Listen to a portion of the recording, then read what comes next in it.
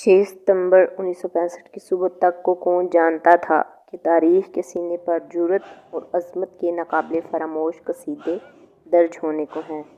کسے معلوم تھا کہ سرزمین پاک و ہند لا الہ الا اللہ محمد الرسول اللہ کے ماننے والوں کی ہیبت و ہمت سے دہلنے والی تھی، اور کسے معلوم تھا کہ اس مملکت خداداد کی حفاظت کے واسطے بوڑھے، بچے اور نوجوان ایسی دیوار تانے کھڑے ہیں جو دشمن کی توپوں کو پست کر دے گی۔ اور پھر 6 ستمبر 1965 کی صبح ریڈیو پاکستان گونجتا ہے۔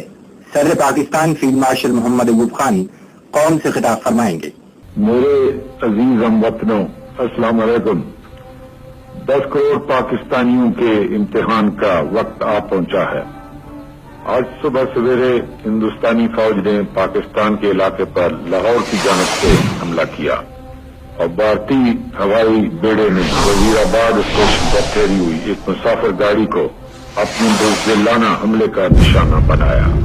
پاکستان کے 10 کروڑ عوام جن کے دل کی دھڑکن میں لا الہ الا اللہ محمد رسول اللہ کی صدا گونج رہی ہے، اس وقت تک چین سے نہیں بیٹھیں گے جب تک دشمن کی توپیں ہمیشہ کے لیے خاموش نہ ہو جائیں۔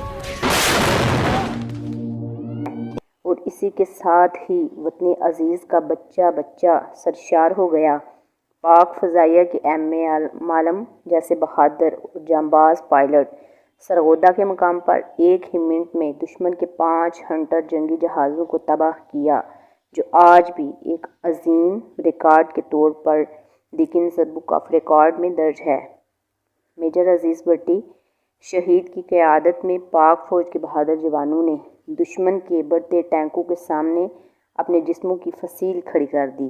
وطن کے ان غیور جوانوں نے اپنے سینوں پر بارود باندھ کر 120 بھارتی ٹینکوں کو دفن کر دیا، اور یوں لاہور کی سڑکوں پر ناشتہ کر کے اپنی فوج سے سلامی لینے کے بعد لاہور کے جمخانہ میں جام سے جام ٹکرانے لال بہادر شاستری کے خواب چکنا چور ہو گئے۔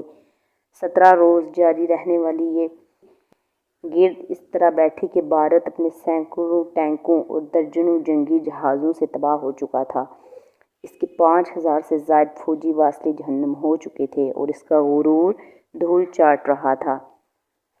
ہدیارہ سے لے کر کھیم کرن تک، چونڈا سے لے کر بلواڑے تک، واگا سے لے کر جام نگر تک، قصور سے لے کر کھنور تک، اور بی آر بی نہر سے لے کر داروگہ کے قلعے تک، ہر طرف پاک فوج کی سرخروئی کے پرچم لہرا رہے تھے۔ اس سنہری تاریخ کا ایک ایک لفظ جو ہمارے شہیدوں کے لہو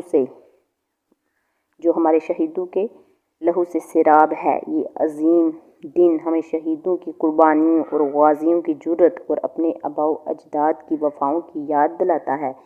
اس مٹی کا ایک ایک ذرہ ان شہیدوں کے خون کے ایک ایک قطرے کا مقروض ہے، جن